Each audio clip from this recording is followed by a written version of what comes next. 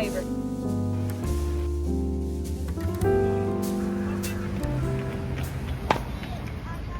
Hi everyone!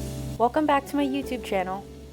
I am so excited for today's video because it's another travel art vlog, this time to London, England. I went with some friends and we went in December during the holiday season. The whole city was decorated so festive and it was gorgeous. We went all around the city and I of course had to go to a bunch of art shops. So this video is just going to be me showing you around the city and all the art supply stores I went into.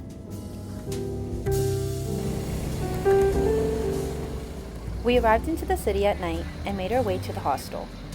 It was located on Belgrave Road. It was such a nice street and it was so pretty to see it lit up at night. The next morning, we got up and had breakfast in the hostel. They offered it for just £3.50 and had a whole kitchen with utensils, cookware, and food for you to choose from. I had never been to a hostel which had this, and I loved it. They had so many different spreads, and I tried a bunch on my toast. My favorite was their swirled hazelnut and white chocolate spread. It was so yummy.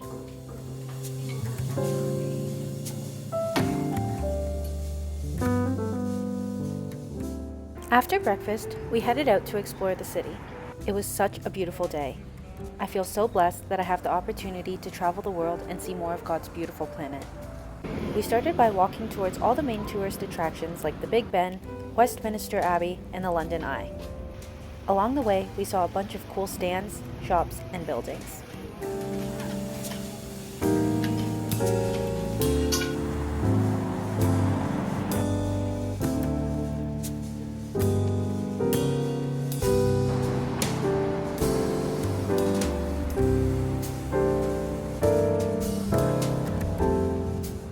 The first building we saw was the Westminster Abbey.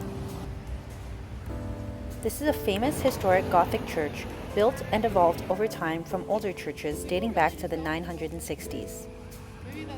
It is a traditional site for British monarch coronations, royal weddings, and memorials for the upper class. It has hosted numerous royal weddings and funerals. It also serves as a functioning church, offering free Sunday services. Some famous events it has hosted include the weddings of Prince Charles and Kate Middleton, Queen Elizabeth II and Prince Philip, as well as the funerals of Princess Diana, Winston Churchill, Queen Elizabeth II, and many more notable figures. We then passed by the Supreme Court of the United Kingdom as we made our way to the iconic telephone booth that sits perfectly in front of the Big Ben. London's red telephone booths are well known and are scattered across the city.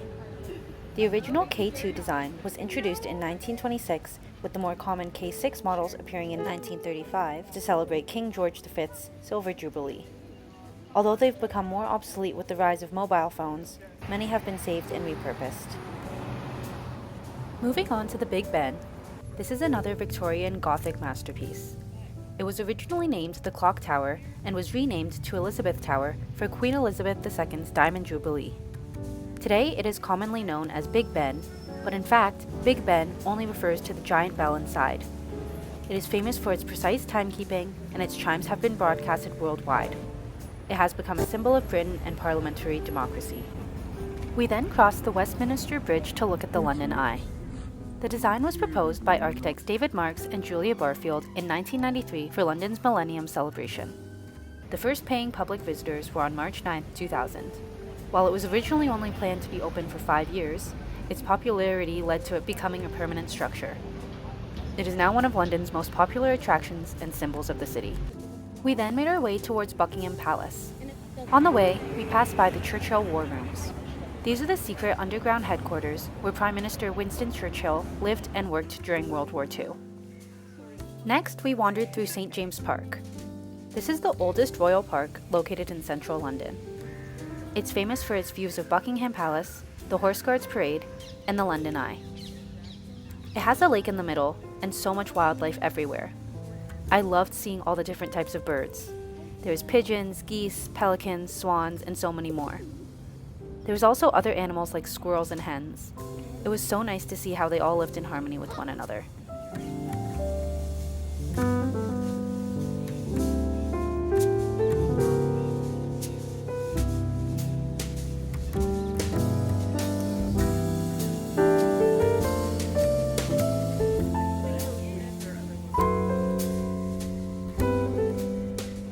arrived to Buckingham Palace and were greeted by the large Queen Victoria Memorial.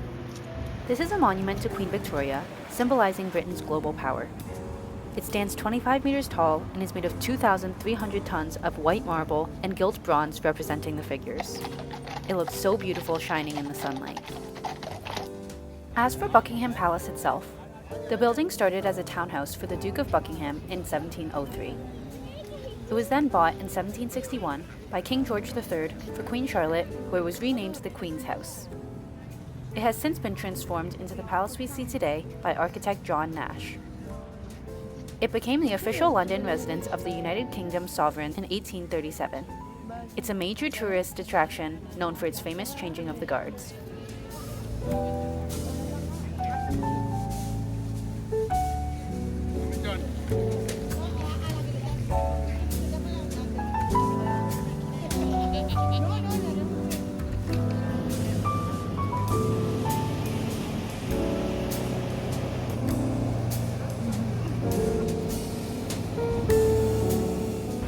We then made our way down Piccadilly. This is a famous street in the West End known for its hustle and bustle, high-end shops, theaters, art galleries, and the Piccadilly Circus. We went into this chocolate shop called Venchi, where the walls were lined with all different kinds of chocolates. I love pistachio, so I picked up a bunch of different ones to try. Every single one was so creamy and decadent and so yummy.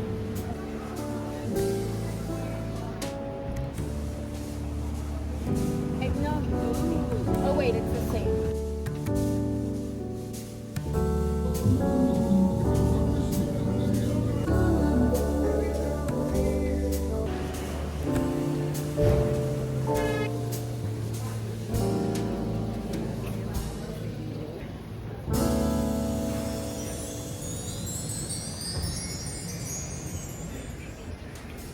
Eventually, we came into Chinatown. A bunch of streets were lined with red Chinese lanterns, and it was so pretty. Along the way, we stumbled across this little shop known as the Guanghwa bookshop. This was the cutest little shop ever, stocking a bunch of adorable trinkets. I was so happy to have stumbled across this shop and looked through all of their products. It had so many Chinese books on a wide variety of topics and sold a bunch of traditional Chinese art supplies. I loved looking at all of their paints and books.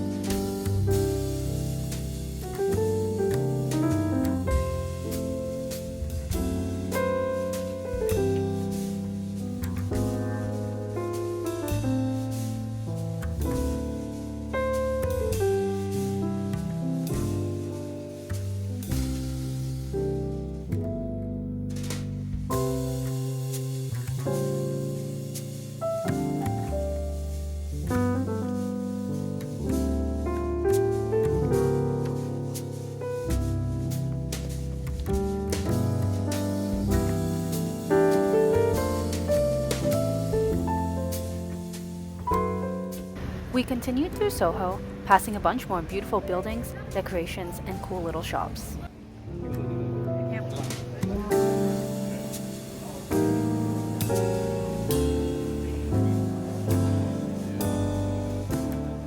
This antique tapestry storefront caught my eye and blew me away. The details in the tapestry were unbelievable, and the design was absolutely gorgeous. For lunch, we booked the Great British Tea Bus. This was one of the best experiences ever. First of all, the bus was so cute with its outer design being the Union Jack. And inside, the 1960s Routemaster had been converted to have beautiful seating and decor. Since we went around the holidays, they had some festive decorations too. We got such a huge variety of treats, sandwiches, scones, and cakes. It was all so yummy and the most perfect lunch ever. As we ate, the bus drove around, passing by all the well-known sightseeing areas. The staff were so amazing, friendly, informative, and welcoming. Me and my friends all loved this so much, and I definitely recommend booking if you ever come to London. When we got off the bus, we passed through the Trafalgar Square Christmas Market. Trafalgar Square is one of the most famous public squares in central London.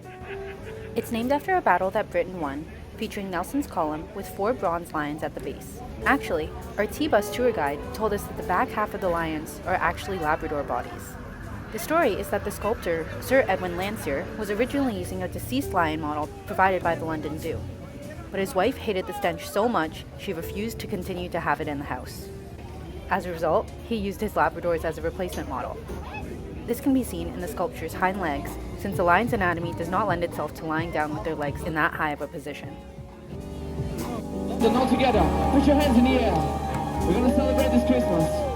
I used to roll the dice, rolling Catholic choir. At the end of the market, there was this cute little old press stand, which takes photos for you and prints them like a retro newspaper.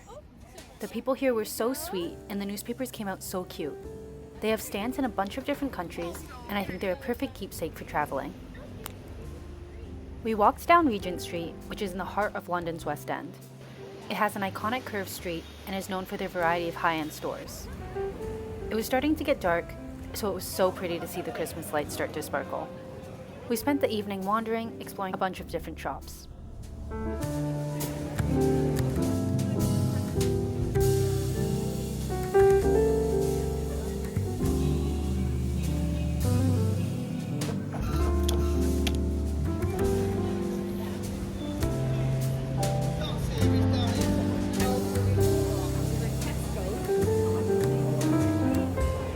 They had a Miffy store and I just had to go in.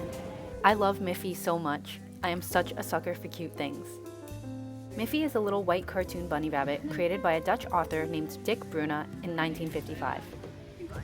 The Miffy characters can be recognized by their minimalistic design with black dots for the eyes and an X for the mouth. This store had so many different Miffy designs and colors, I loved looking at them all.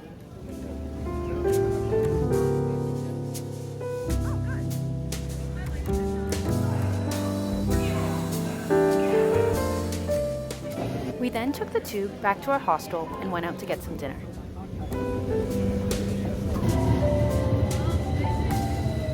We went to a place near our hostel called Mykonos, which served Greek food. It was such a nice atmosphere and the food was so yummy.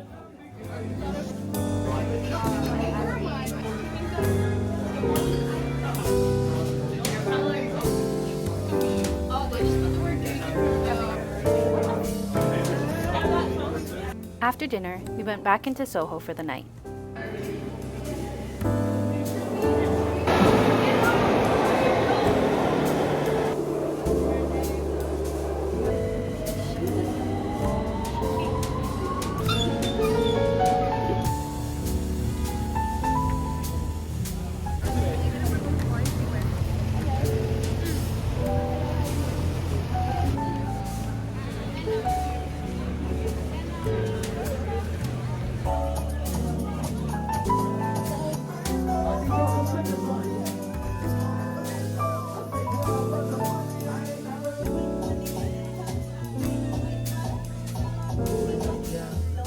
The next morning, I decided I wanted to go to some art stores.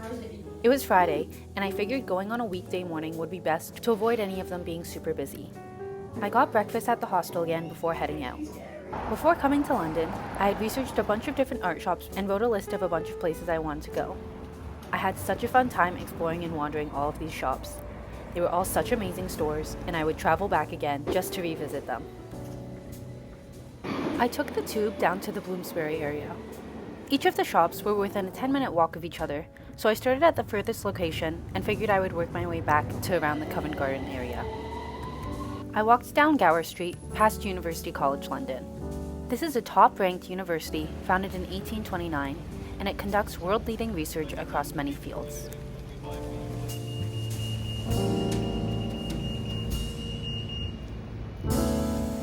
The first shop I went to was called the Art Shop. This is located in the basement of the Gower St waterstones.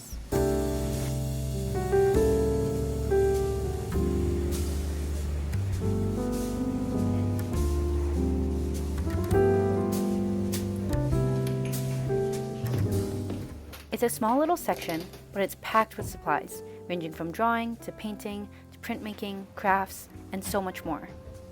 It was so peaceful and quiet when I shopped in here, and it was so nice to look around and hear the din of people going up and down the stairs.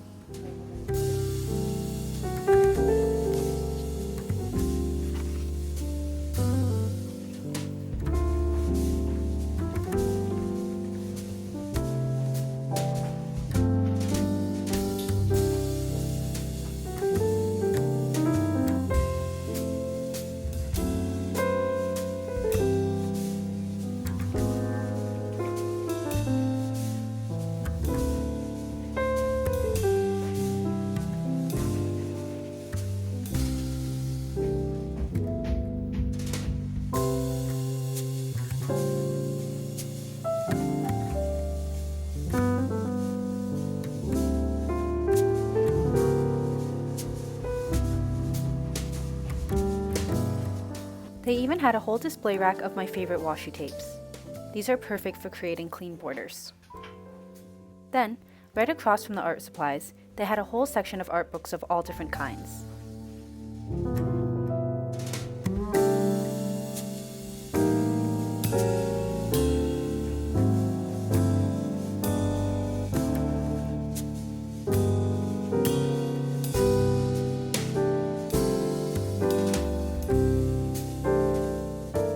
I then continued my way down Gower Street. I passed by the Belford Square Gardens, which had a really pretty Christmas tree set up.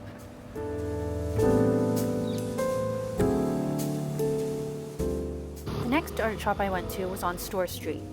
This whole avenue of shops was so cute. This art store is called Russell & Chapple. They established in 1770 and are London's oldest supplier of fabrics to both theatres and artists. They specialize in supplying the highest quality canvases, sourcing fabrics from all over the world. They stretch canvases for artists and supply fabric off the roll. A large part of the back of the shop holds all the massive rolls of canvases. I'd never seen anything like this before.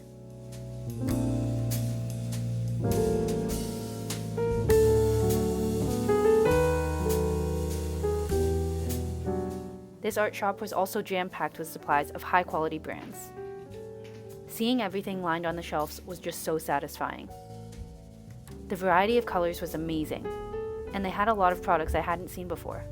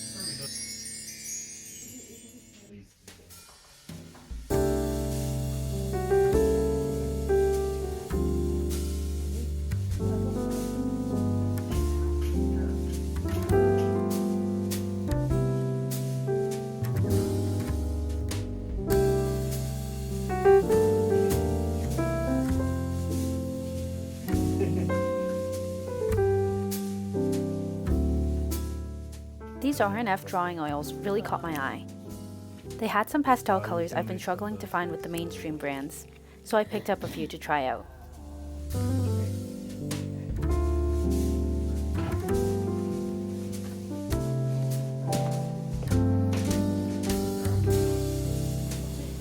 I continued just down the road to one of the more well-known art shops, l.cornelissen & Son.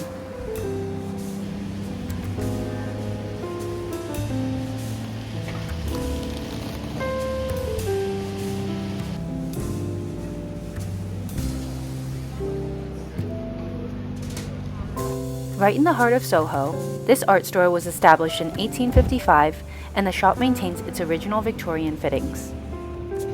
This is London's oldest surviving art shop, carrying such a diverse range of art supplies, including lithography, printmaking, brushes, papers, paints, canvases, gilding supplies, and my favorite, pastels.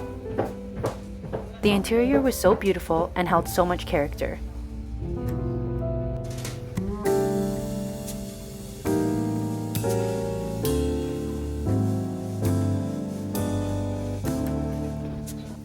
section I thought was most beautiful was the one which had its wall lined with pigments and paints.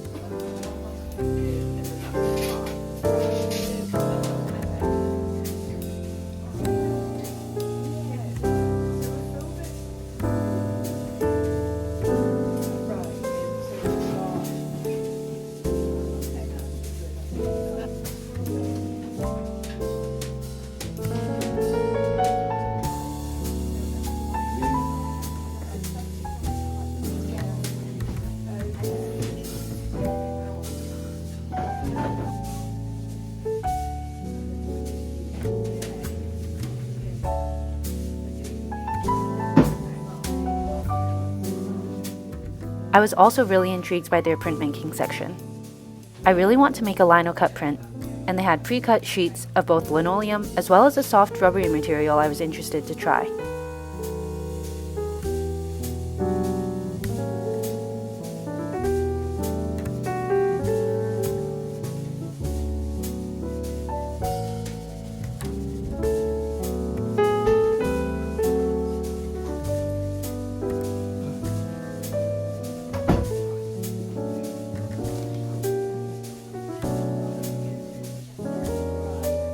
They had a large selection of oil pastels and stored a lot of them in these old Victorian drawers.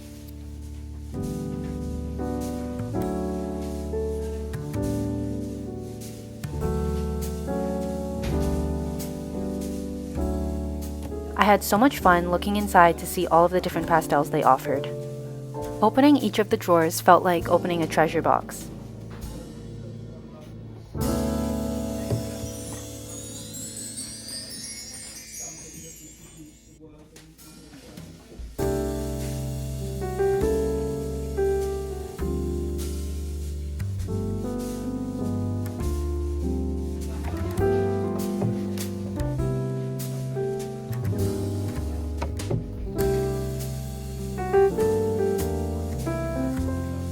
This art shop was founded by l.cornelissen, a lithographer from Belgium. It's rumored that his friend J.M.W. Turner suggested London as a good spot for his trade. The original shop was set up in Drury Lane, specializing in lithographic supplies. He then moved to Great Queen Street in 1855. Eventually, the Cornelius family brought in their stock to include all sorts of different art materials. By 1881, Lewis was an established art supply provider, and in 1884, the business name changed to l.cornelissen & Son. The business closed in 1977 at the death of the last Cornelissen family member, but was reopened by Nicholas Walt in 1979. The shop was then moved to Great Russell Street in 1988, where it remains to this day.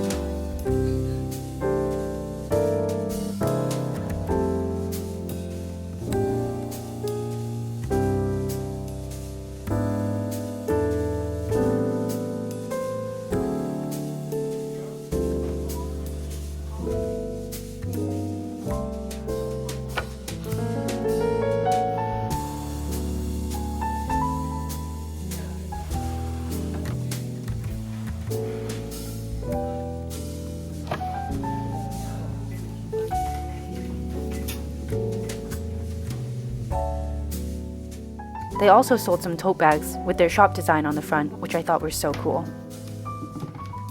The staff were very knowledgeable in the products and practices and were super helpful to answer my questions.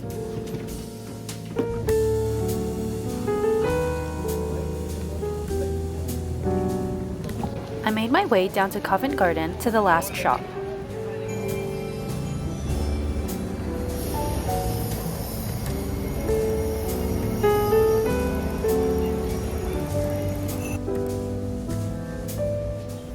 Located on 21 Tower Street, This shop is called Choose and Keeping. This is a unique stationery store which also sells specialty art and craft supplies.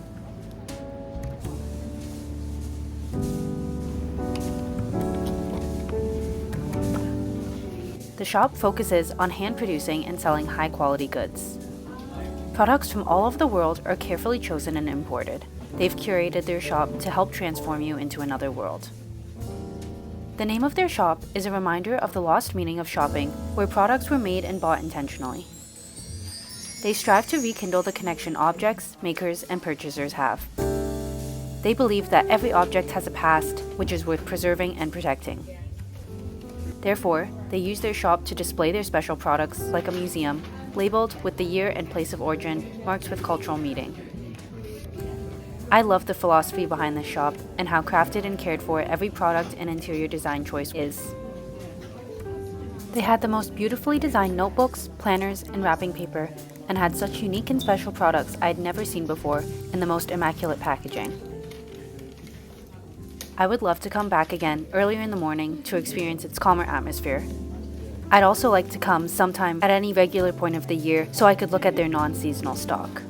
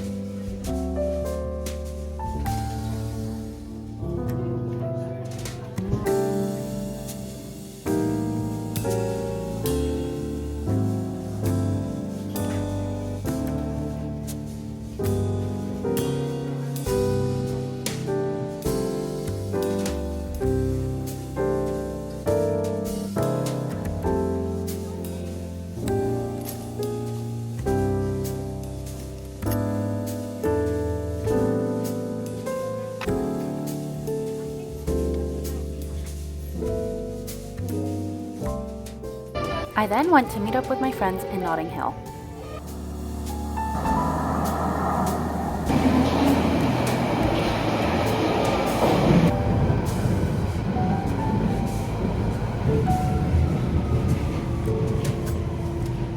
Notting Hill is a famous district in West London known for its lively street life, antique road markets, and gorgeous Victorian houses, especially the pastel-colored ones.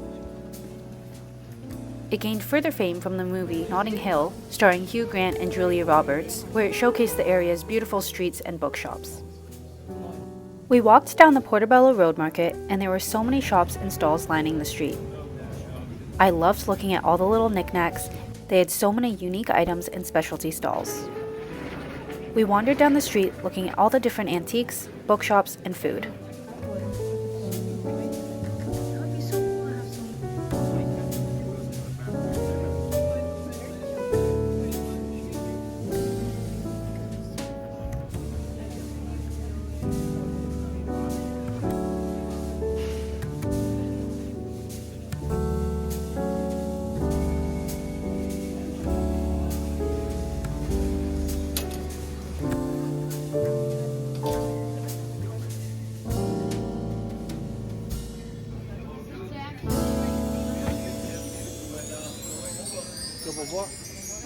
We went into the famous Notting Hill bookstore, which had been turned into a gift shop holding a bunch of different souvenirs. I love finding cool pens that symbolize the place I'm in, and I found this telephone booth one. I want to attempt drawing one of the iconic telephone booths with it.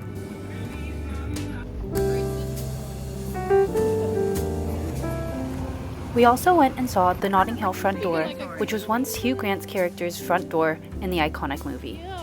Notting Hill's Victorian houses started as grand homes for the wealthy in the 1800s. However, post-World War II, they became overcrowded with poor and immigrants. This led to neglect, poverty, and social tension. But eventually, it fostered a vibrant culture, resulting in the famous Notting Hill Carnival and restoration of the buildings into the iconic, colorful, and wealthy residences we see today. When we reached the end of the street, there was a whole market area with tons of vendors selling all different kinds of jewelry, accessories, and clothing. I found a stall selling some beautiful watches. I found one that fit my wrist perfectly. It's dainty and simple, so I decided to get it. Its brand Seconda was founded in the UK. Inside the little shopping center, we checked out this cute store named Lena London. It sold a bunch of cute accessories and had a station where you could choose your own charms and make a customized keychain or piece of jewelry.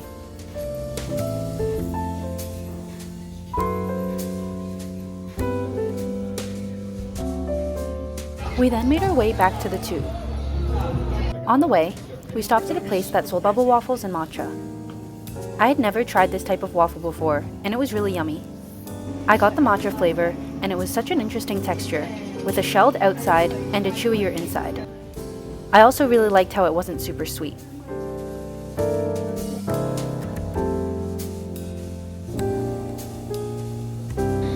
We were all super tired, so we just went back to the hostel and had a nice relaxing night in.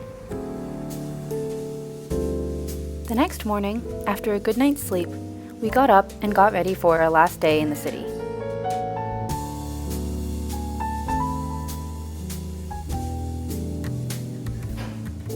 It was such a beautiful day and the sun was shining bright. We wandered back through Westminster and made our way towards Tower Bridge.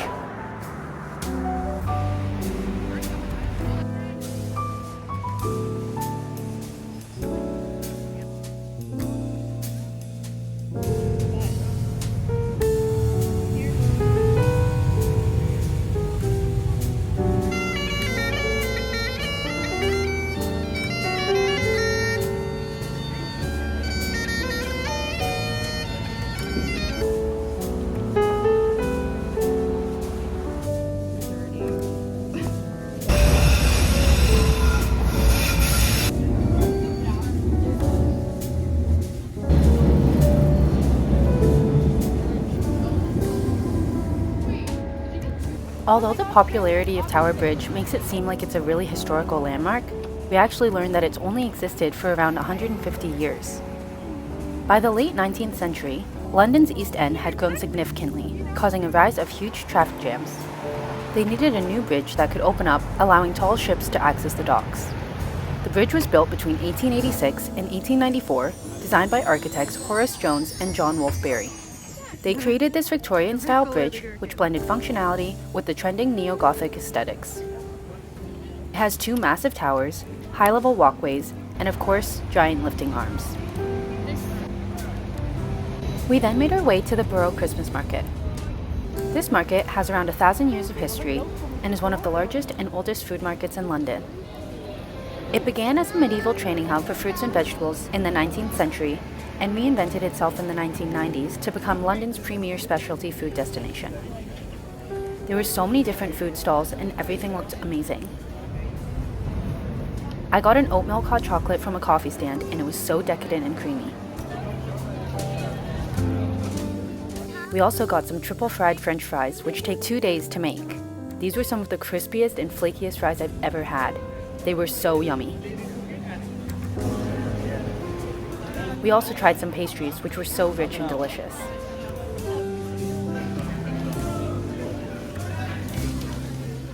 In the heart of the market, they had so many fruit stalls which had some of the most beautiful displays of fruit I've ever seen. It definitely gave me some inspirations for future artworks.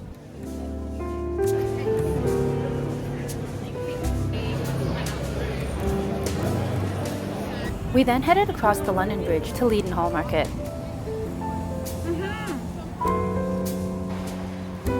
That'd be cool though to see it over.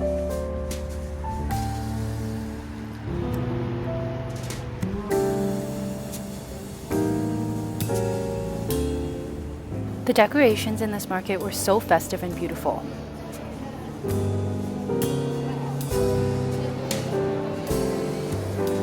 Inside, there was a bunch of vendors selling specialty crafts and pieces of art.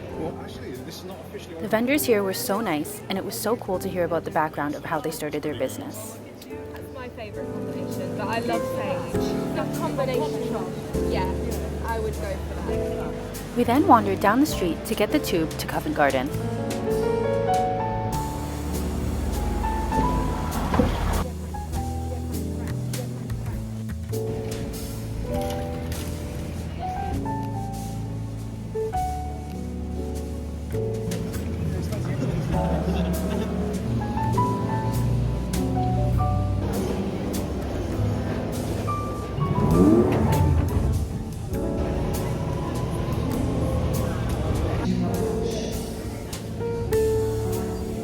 My friend loves funky hats, so our first stop was a little vendor that had all different sorts of styles.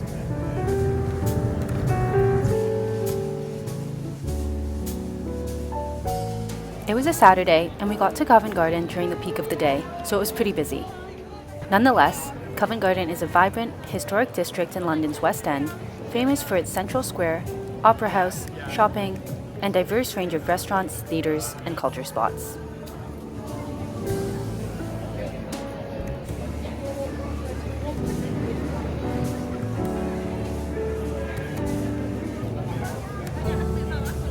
We then went and found Neil's Yard, which is a quirky little hidden courtyard within Covent Garden. It had bright colored buildings, cafes, and independent shops. After, we went into the Seven Dials Market, which was right across the way. This was one of our favorite surprise spots we found. We first stopped at the little photo booth and then explored the market. This market is a giant, vibrant indoor food hall with history that dates back to the 17th century. The building itself was a significant Victorian structure, originally for fruit and vegetable storage. Then, in 2019, a London street food pioneer launched the market. They have a ton of different food stalls with such a range of foods from different cuisines. Everything here looked so yummy. I got some sushi, which was amazing, as well as some French fries. The food court was so lively and had such a fun atmosphere. We then made our way to the Natural History Museum. We went just around golden hour, which illuminated the building in such a perfect way, making it look so gorgeous. The architecture was beautiful and so intricate.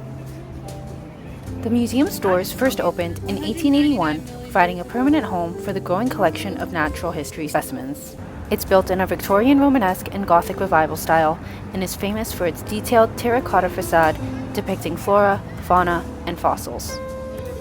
Today, it's a major scientific research center and one of the world's most popular museums. It's known for its dinosaur exhibits, meteor collection, and vast archives, and it's also a popular filming location of many movies. We had such a fun time exploring the exhibits and learning about the evolution of different species.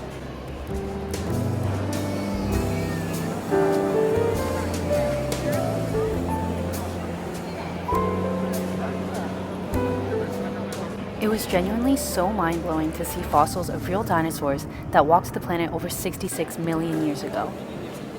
It was also so crazy to see the similarities in anatomy that appears in different creatures today.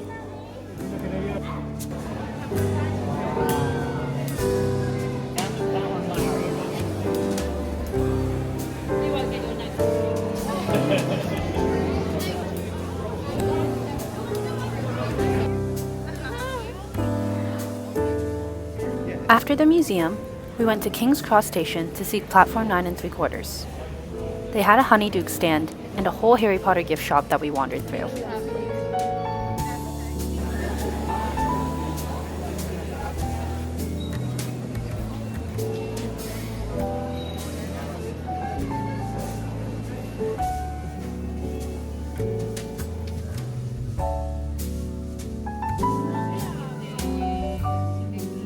By then, we were pretty tired, but we pushed through and went to Camden Market.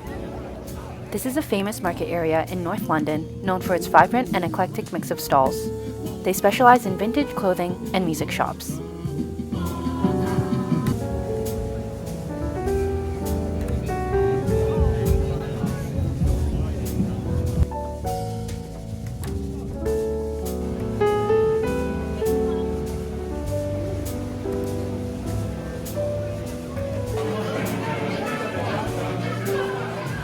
We got some much needed food in a cool little pub.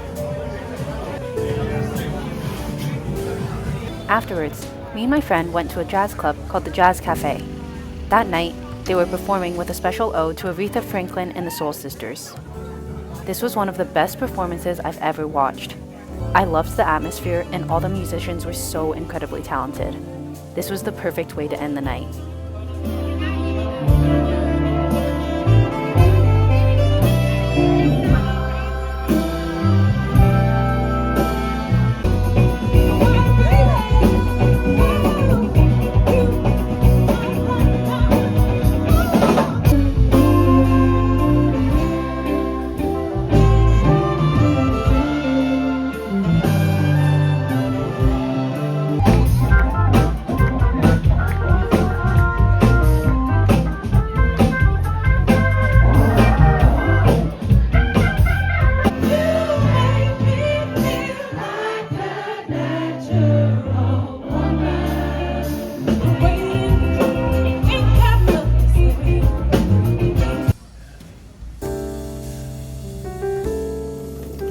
On the final day, we got up and headed to the airport.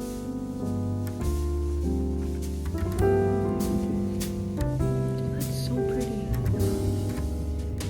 They had a Harrods inside, which I decided to check out since we didn't make it to the big one in the city. Harrods is an iconic luxury department store known for its vast selection of high-end beauty, food, homeware, and fashion. I especially loved all of their products that had the cute little teddy bear logo on it.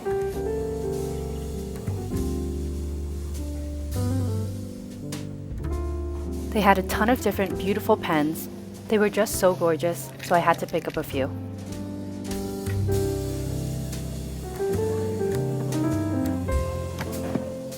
It was another beautiful morning as we said goodbye to London. I had such an amazing time in the city, exploring, sightseeing, and getting to check out a bunch of these different art shops. I feel so grateful and blessed that I had my friends alongside me to make these memories, and that I have the opportunity to travel the world and have these experiences. I had so much fun filming and editing this video. Since it's ended up being so long, I'm gonna film the haul as a separate video to post. Thank you so much for watching. I hope you enjoyed coming along my weekend in London. Happy holidays, subscribe for more art content, and I'll see you guys in my next video. Until then, happy creating.